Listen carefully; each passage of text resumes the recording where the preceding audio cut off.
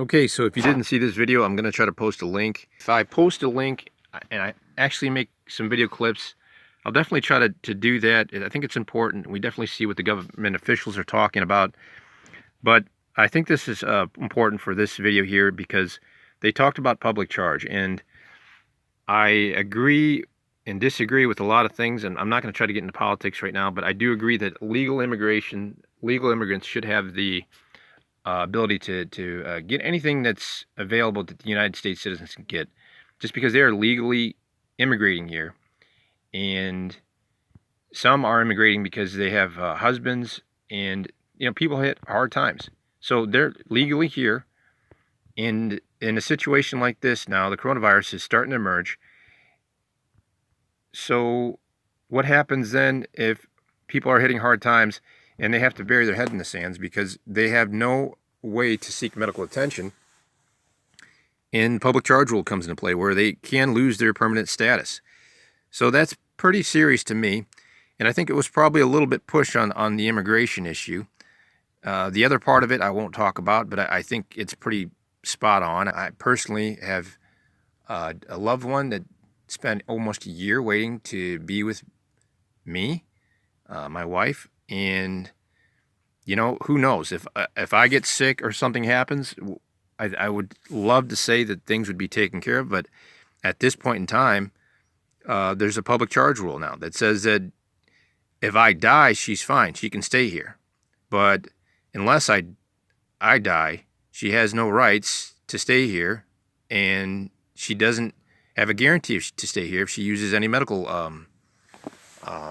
assistance from the U.S. government, which is a pretty interesting thing to me.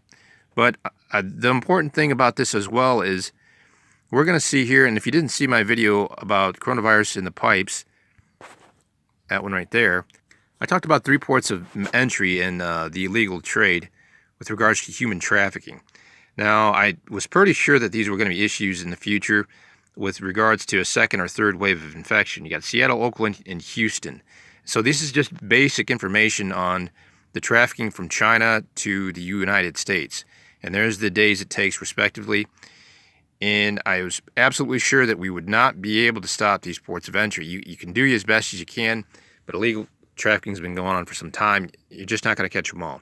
So we do have an outbreak, a recent, they call it community infection, and they think it could be the result of tens, if not hundreds, of individuals in an area called Solano County. Now you see it's right next to San Francisco. It's also right next to Oakland, which is one of the port cities that I had mentioned. But of course it's right next to San Francisco. So I'm not going to say that I'm completely right about this, but we definitely have a location that's in a lockdown right now. It's in a state of, I guess, emergency, even if it's not a state. And there is clearly a large populace in there that could have brought it in before the screening started, or it could have, somebody could have brought it in through Japan, Hong Kong, Europe. Okay, so there's a lot of other ways that the system could have been circumvented to have gotten in there. And we all know that the virus can, people can be a carrier of the virus without actually displaying any symptoms and be very contagious or contagious. So that's just what I wanted to give you on the update. It just happened to be real close to Oakland County. Solano is a new case. They do call it a community infection. It means they knew somebody, or if they didn't know somebody, they were in contact with somebody that maybe knew somebody else that was infected. So clearly this individual has no contacts to any of the overseas locations. And it's a good indication a day after the president had made a speech that this thing is spreading. And it's on the West Coast. So I hope you filed your taxes, as I am on the way to send mine out. And, God bless.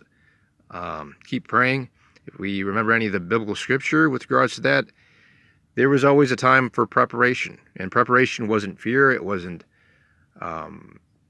panic. Having faith in God and preparing was definitely something that we seen in the Bible.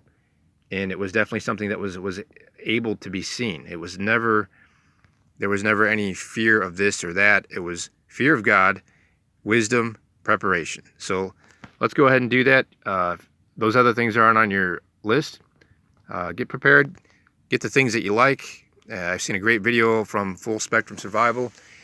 And getting the things you like are most important. That's what's going to keep you home if you ever have to stay home, if things are ever shut down. Japan will not be shut down for 2 weeks for their schools. Your children won't be going to school for 2 weeks. That is a developed nation that is doing this. So, thanks for watching, and I hope to keep you up to date, and maybe I can keep you ahead of the curve even.